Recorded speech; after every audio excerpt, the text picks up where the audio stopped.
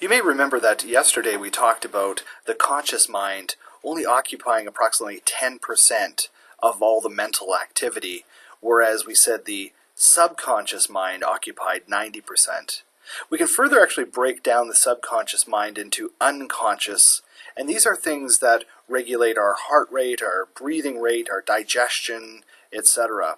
And if we think about these three minds as the conscious mind as the parent, the emotional subconscious mind as the toddler or child, and the unconscious mind then is kind of like the mechanics of the house. It's sort of like the heating and air conditioning and the plumbing and the electrical of the house. It always runs and we don't have to think about it too much. But we'll note that the toddler is the one that's sort of always interrupting our thoughts. And also important to know that the toddler never grows up. When you're ready, move to the next slide. In comparing the parenting mind or the conscious mind to the subconscious or toddler mind, we find that at any time the parenting or conscious mind can affect the subconscious mind. And we talked about this in particular yesterday when we were looking at habits, and we said that in order to change a habit, which is to also say in order to affect the toddler, you have to be conscious about it. So the conscious mind is a parent to the toddler-like subconscious mind. The conscious parent mind should be emotionless, calm, and very subtle in its actions, as opposed to the toddler mind, which is messy and it's noisy and always kind of pulling at your clothing in a sense to get your attention. It needs to be remembered, of course, that it is the parent who gave birth to the toddler.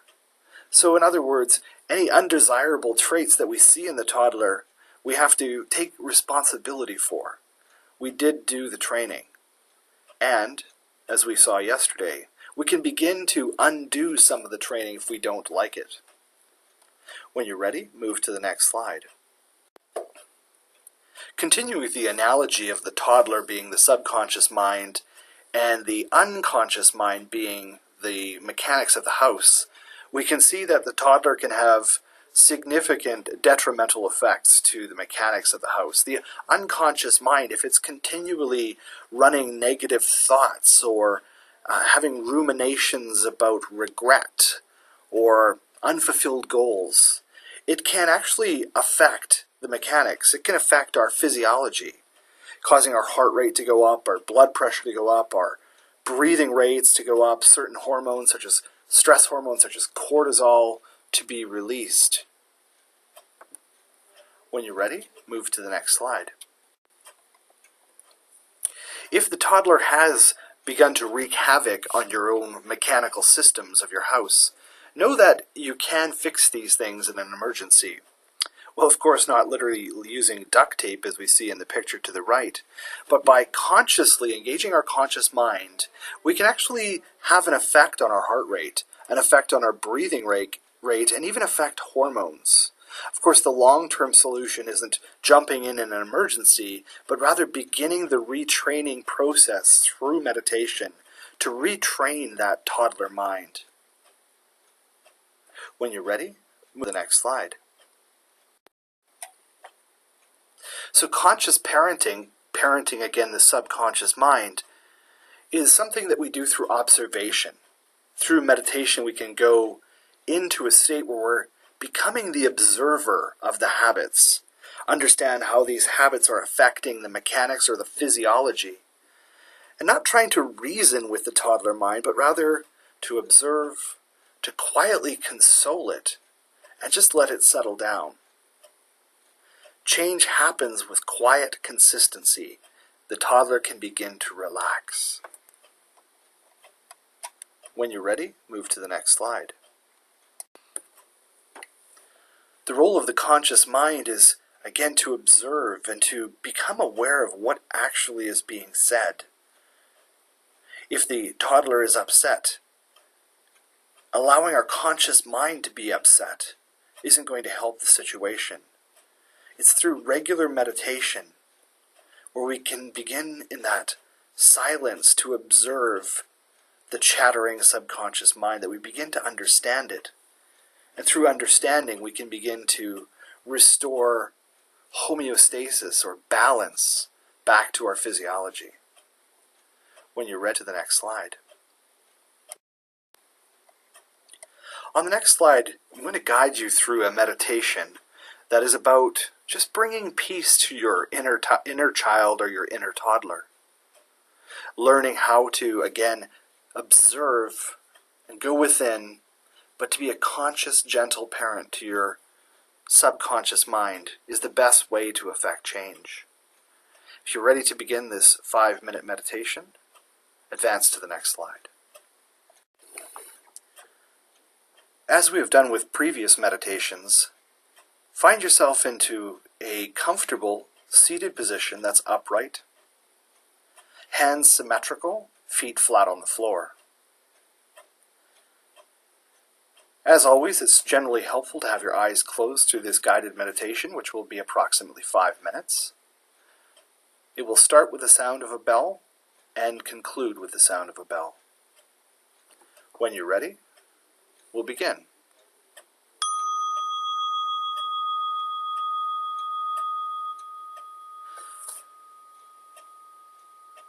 Getting comfortable, start to become aware of your breath. Sense your breathing as it moves in and out of your body. Notice as you breathe in that it cools the air just slightly on your upper lip. And as you breathe out through your nose, notice that it warms the upper lip. See if you can fully sense your breath, either in your belly or your ribs or wherever it is you most naturally breathe. Picture in your mind a beautiful garden, large trees, flowers, butterflies, a calm pond, and notice a bridge that crosses over the pond. Notice in front of you is a little child. And as they turn towards you, you see that this child is in fact you when you were much younger. You kneel down to this child as it runs towards you with open arms. You've been apart for too long. This child takes your hand and seems to want to show you things in the garden. Or perhaps this child just wants to stay and cuddle. Allow your child to guide you in whatever he or she wants to do.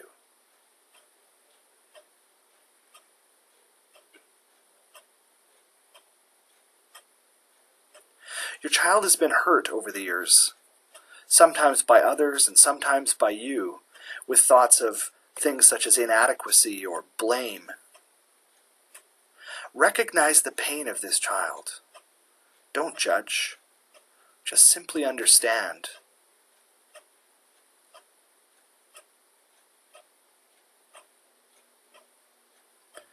You want to heal wounds and help the child. You tell them you are very sorry for anything you have done to them, and anything done to them by others. Tell them you honor and love them, and they are unique and amazing. They are celebrated and loved. Their presence on earth is a blessing and a joy. Tell them they will never know how many people they have helped simply by existing. Tell them they're intelligent, creative, useful, courageous. They are worthy of all the best in life. Tell them while you're holding them how proud you are of them.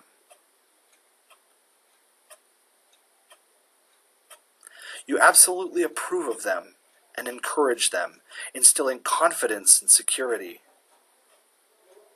Let your love flow through them, healing them.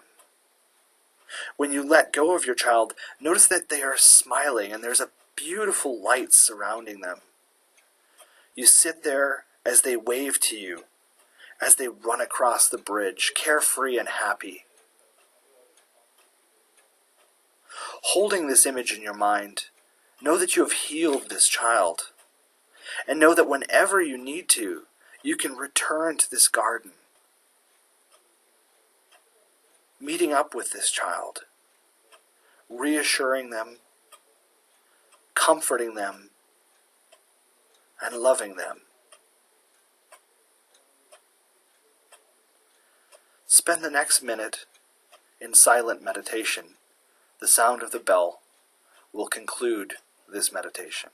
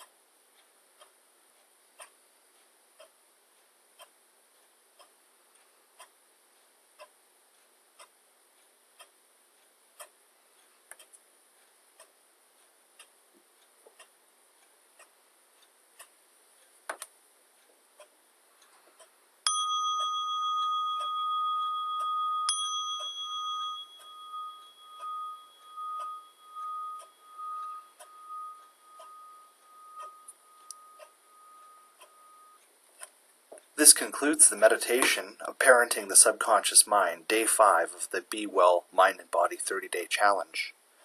We'll see you tomorrow for Day 6.